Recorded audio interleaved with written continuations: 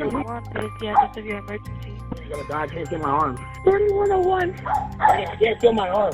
So my boyfriend is dying of a stab. Ma'am, what is the address? Please, God, please. Come see my boyfriend.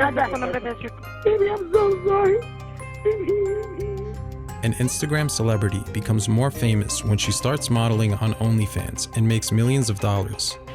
She starts dating a man who falls in love with her and drops his own career to be with her, and the couple move into a luxury apartment in Miami.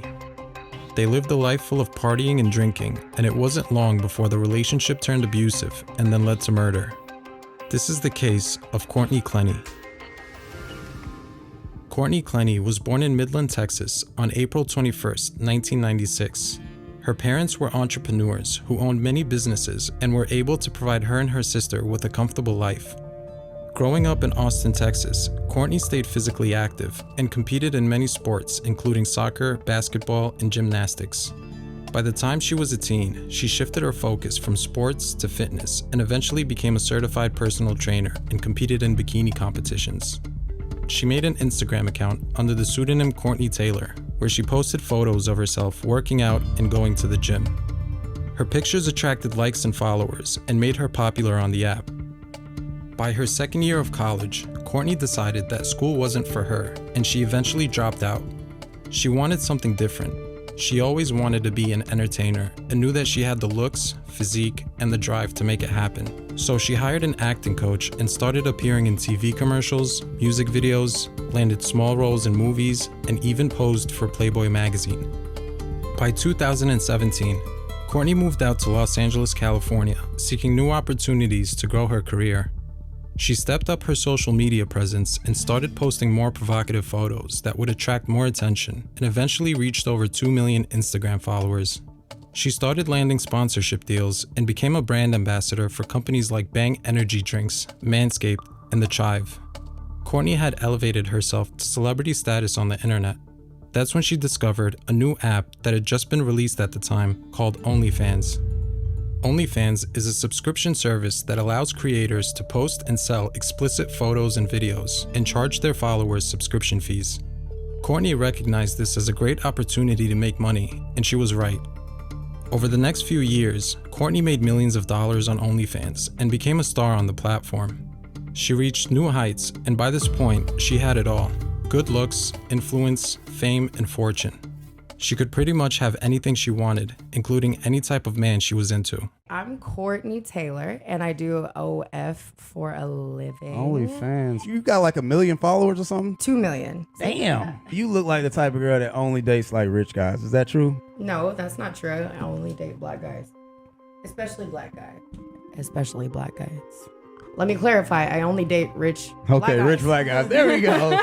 Courtney eventually met a man who was just her type. While back in Austin, Texas with her family in 2020, she met a man by the name of Christian Obumseli, known by his friends and family as Toby. Toby, whose parents were from Nigeria, was 2 years older than Courtney and grew up in Plano, Texas, about 200 miles north of Austin, where she grew up. Much like Courtney, Toby grew up as an athlete who played basketball and was captain of his high school football team. He attended Texas Tech University and graduated with a bachelor's degree in communication studies and business management. After college, Toby found success in trading stocks and cryptocurrency and started his own company that earned him a comfortable living. His friends and family describe him as loving, compassionate, and having a big heart. When the two met for the first time, they had instant chemistry. They started dating and were really happy at first. They went on vacations together, took trips to Vegas, threw parties, went out with friends, and of course, they posted tons of pictures online showing off how happy they were. They seemed like the picture-perfect couple who had it all, but Toby's friends would later reveal dark details about their relationship. According to his friends, Toby was so madly in love with Courtney that he put his own career and ambitions on hold so he could be with her all the time and help her out with hers. The couple was always together, and soon enough, Toby would learn that Courtney had a serious problem with alcohol. She was living the fast life and went out almost every night to party at bars and clubs. With her newfound success, Courtney found herself in a position where she no longer had to stay focused and put in too much effort. She had already achieved most of her goals and made more money than most people will ever get to see in their lifetime. She could afford to act recklessly and make bad decisions. and that's what she did. By 2020, Courtney had been arrested twice for driving under the influence of alcohol. On one of those occasions, Courtney was a few miles away from her apartment when she crashed her white Mercedes-Benz into another car. When police arrived at the scene, they found a large bottle of tequila by the front seat of her car that was nearly empty. She was given a breathalyzer test that registered her blood alcohol content at over 0.30, more than triple the legal limit. Toby also started to notice that Courtney had an anger problem, especially when she was drunk. They had fights like every other couple, but what was different was that Courtney would get verbally abusive and scream at him and call him derogatory names. She'd even hurl out racial slurs at him when she was angry and drunk enough, and as her drinking got worse, so did their fights. By July of 2021, Courtney had another run-in with police when she and Toby were staying at a hotel in Las Vegas. The couple was in their hotel room drinking when they started arguing. Courtney once again lost her cool and threw a glass at Toby. Someone heard the screaming and glass breaking and called police, and Courtney was ultimately arrested and charged with domestic battery. It was so stupid. Like, he was just hurting my feelings. Okay. And I ended up responding. Like, it just got louder because my feelings were being hurt. Obviously, we're going back and forth. He was already upset with me. I was getting upset with him. We were getting loud. And I was like, oh my God, we're gonna like do damage to the room or something. Not damage to each other. Like, I really want to like. But why would you think that. Why would you think that you were gonna do damage to the room? I like throwing something, or like. Did you throw something? Did I? Yeah. No. Did anybody throw anything? No. So why would you think that there is damage to the room to be made? Because I've done that before in our house, and I. What have you done? Thrown a glass at him, plate, and I could just see like the way that things were going. We were either gonna get loud or I was gonna end up throwing something or like get in trouble somehow. So I was like, you know what, I'm just nipping this in the bud. Did you throw a glass or a plate at him today? No. Okay. So if No, this was before. Okay. So when I go to the room and I see a broken glass on the floor, where did the glass come from? I don't know. I literally couldn't even remember how the fight started. Okay, well. Was there? Yeah. Maybe I did. However, before she got to see a judge, Toby refused to press charges and didn't cooperate with police, so the charges were dropped and she was released that same day. After getting sober, Courtney would usually apologize to her boyfriend and try to make it up to him by showering him with gifts and promising to change. Toby, who was blinded by his infatuation for her, would always forgive her, only to have the situation repeat later. One of the most dangerous types of relationships you can find yourself in is an abusive one. Normally, when someone realizes that they're not being treated well by their partner and don't see a change in their behavior, they end their relationship with them. But when you have so much infatuation or love for that person that you find it hard to leave them, it only enables them to keep abusing you, since they know you aren't going anywhere and the cycle keeps going, making the relationship more and more abusive. Unless someone grows the courage to end it, it'll almost always end in some type of tragedy. By January of 2022, Courtney had amassed millions of dollars more, and she and Toby decided to move out to downtown Miami, where they leased a luxury apartment in a high-rise building for $10,000 a month. Moving to Miami, which is known for its clubs, parties, and nightlife, didn't help Courtney with her alcohol addiction. It made it worse, and she became more unhinged in her behavior towards her boyfriend. Toby found himself more frequently on the receiving end of her abuse, and their fights would get worse each time. Seeing the couple fight and scream around the apartment complex became a common occurrence for their neighbors. And on a few occasions, neighbors watched as Courtney threw her boyfriend's clothes and belongings off the side of their balcony. The abuse continued, but as always, Courtney would sober up and apologize to Toby, and he would always forgive her and cover for her whenever police were called. Verbal and mental abuse started turning into physical abuse on a regular basis.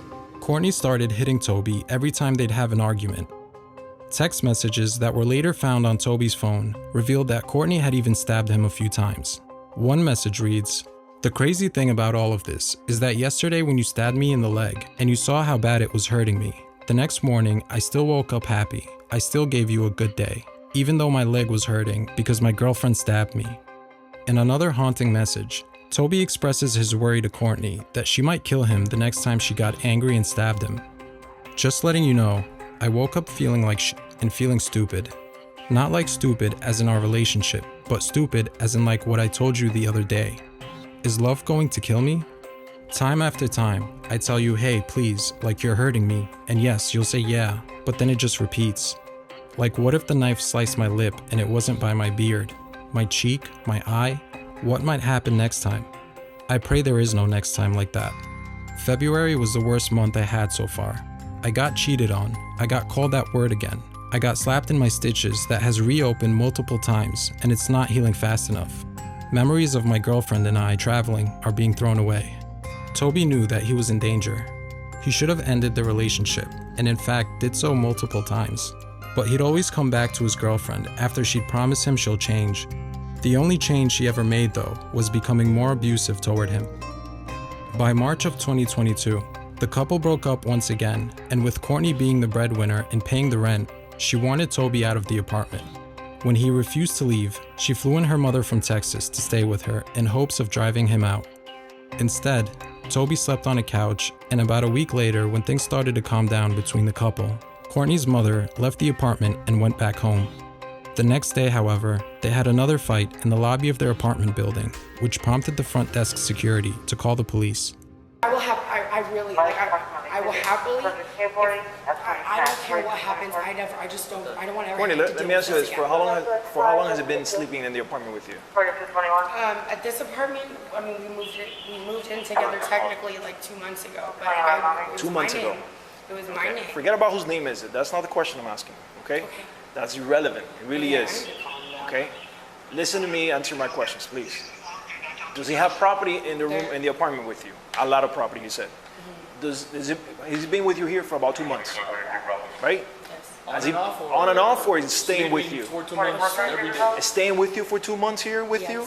Okay. Except for last week, he wasn't working. Okay, let me let you know something. He lives here. That person lives in that apartment with you. Okay, we cannot trespass anybody that lives in this place. So we can by law we cannot do this.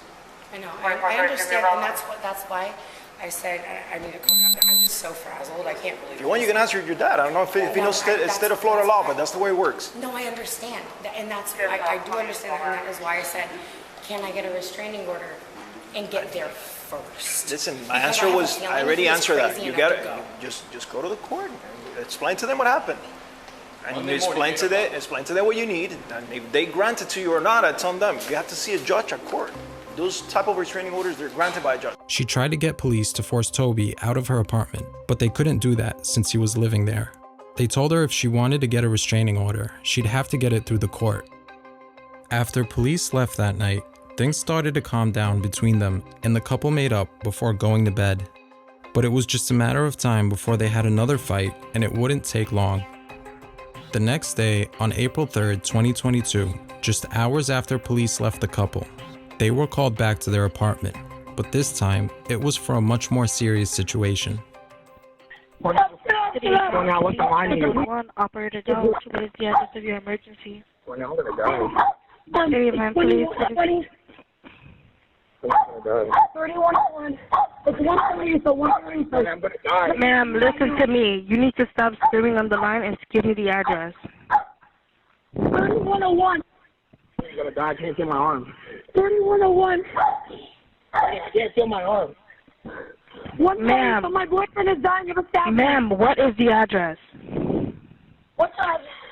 What's the address, baby? 3131. 3131 Northeast 7th Ave. Please, God, please. Come see my boyfriend.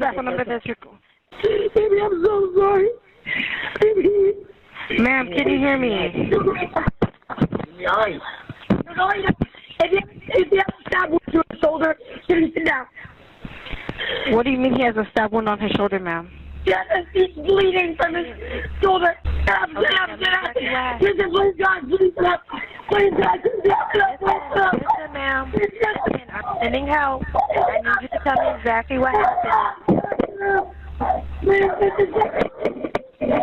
I'm sending help. How old is he? Ma'am, how old is he? Is he awake? Hello? Shortly after this call, police arrived at the couple's apartment and walked into a bloody scene. As they walked in, they found pools of blood everywhere, in the kitchen, the living room, the bedroom, the bathroom, and all over the furniture. Then they found Toby lying in Courtney's arms as he was losing consciousness, with both of them also covered in blood. Toby had been stabbed in his chest with a kitchen knife that had severed a major artery, causing him to rapidly lose blood. It was a race against the clock as paramedics tried to keep him alive while they rushed him to a hospital.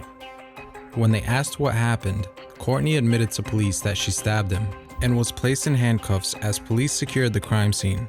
She was then brought to the police station where she was questioned. I'm assuming I'm the blue chair. Yes, please. Just do this for me so I can take that off.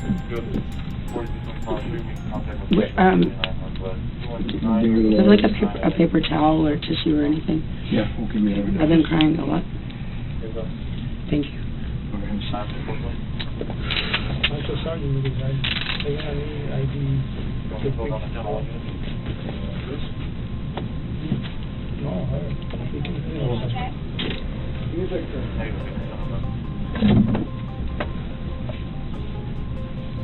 Complaint is advising if they still have vision, do we still have contact with complaint?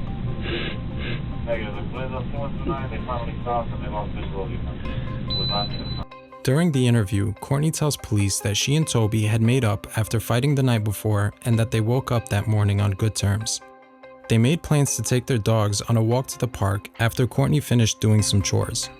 While she was doing laundry, Toby left to grab a Subway sandwich, and when he seemed to be taking a little long, Courtney decided to locate him on her phone. That's when she realized that he stopped sharing his location with her. When he came back home, she confronted him about it and told him to share it with her, which he did. Toby then asked her to share her location with him, but she refused, and that's when she says it all started. According to Courtney, another argument ensued, and as it got heated, Toby grabbed her by her neck and pinned her against the wall, then dropped her down to the floor. She says that when she got back up, she grabbed her phone and walked into the kitchen to call her mother. That's when Courtney claims that Toby started aggressively approaching her as if he was going to attack her, and she grabbed the kitchen knife and told him not to get any closer. She says that when he continued walking toward her, she threw the knife at him and it hit him in his chest from 10 feet away. Now, considering that the knife went 3 inches deep into his chest, this story is most likely completely made up. It takes a lot of force to pierce a knife into 3 inches of flesh, muscle, and bone. She also admitted that she immediately called her mother and stayed on the phone with her for 13 minutes before calling 911. When detectives ask her specific details about the incident, Courtney stumbles on her words and tells them that she needs to think about it. If I could have been given all these questions, I could be like, maybe let me think about it. Or when I'm trying to remember a whole situation of where I was very upset about something, which I've learned this in therapy or whatever. It's write down all the details so you don't forget. Just write it all out clearly so it makes sense to you and makes sense to somebody else. But I haven't had a chance to have a pen and paper on my phone to write down exactly what happened, and I haven't even fully thought about it. So honestly, my answer is I don't remember. She tells detectives that she doesn't remember all the details and that she wishes they would have given her a list of questions and let her think about her answers and write them down. Another clear indicator that her story is fabricated. Police then have Courtney change out of her clothes so they could be collected for evidence, then bring her back to the interrogation room and share some bad news with her. So we have to inform you that Christian did not make it. Okay. Unfortunately, the doctors did what they could. And Christian is dead. Yes. Oh my God.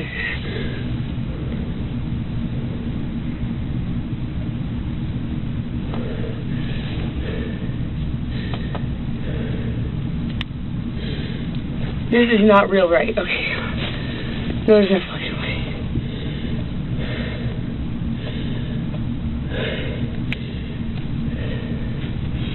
Christian died? Can I please have a hug? Am I allowed to do that in here? Sure. What is it? Relax. You're fine. No. Calm down. Calm down. Take deep breaths.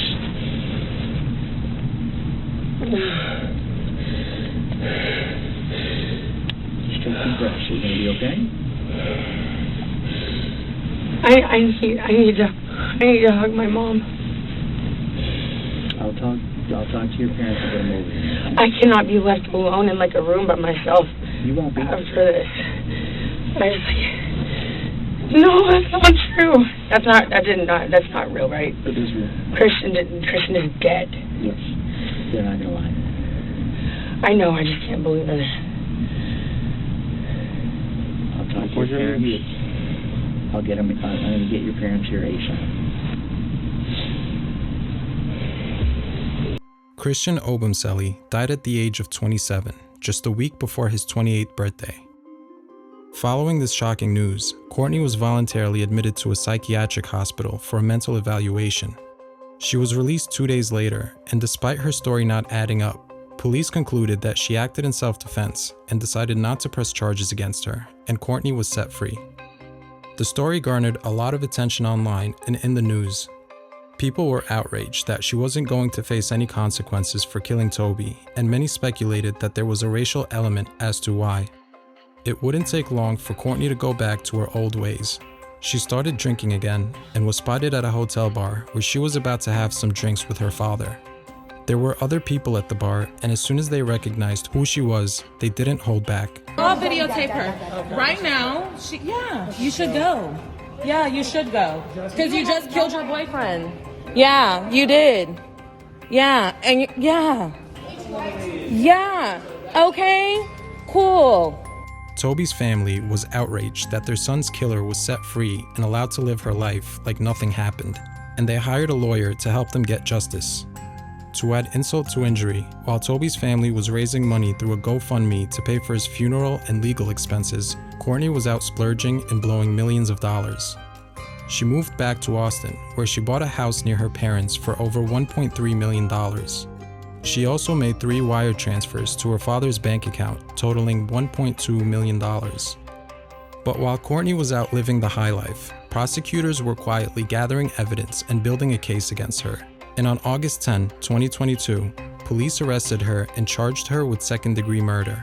They found the text messages Toby had sent, the security footage showing Courtney beating him, body cam footage from her previous run-ins with police, and audio recordings of the couple fighting. I need my phone! Cece, Don't touch me! What is going on? Like, are you gonna get this mad at me when I'm apologizing to you? No, Christian. Like, you're thinking I'm doing it on Drop your high pitch. Okay, I'm not doing it on purpose. You tell Sarah, you know well, the right thing to do is to tell me. Yes, and I am so sorry. So shut up and let me slap you. You're not gonna slap me on. Give me my phone. You have your phone. I don't have it anymore. Find it and charge it. Like, find it and charge it. I'm sorry, Courtney. I don't care. Find it and charge it. Okay, just stop. Don't talk to me. Man. Yeah, man. Oh, man. Because I'm telling you, I'm sorry. It's like hard. Find my phone and charge it. I don't know where your phone is. Find it. Okay, you help me find it? I won't! So why? Find it! Why are you screaming, man? Not man, but why? Yeah, man. Yeah, man. Yeah, man. Yeah, man. Yeah, man. Yeah, because I'm a little man up. Shut the up. I need to find it because I have to go meet her again. So to go out? No! You said she invited you. Christian, just find my I don't have your phone. Can you just find my fucking phone? Cece, can you just please shut up? Cece, please. Shut up. You went to go talk to her without talking. I didn't go to go. Yes, you did. You always wanted. I was on. He literally told me about it. Now he's like.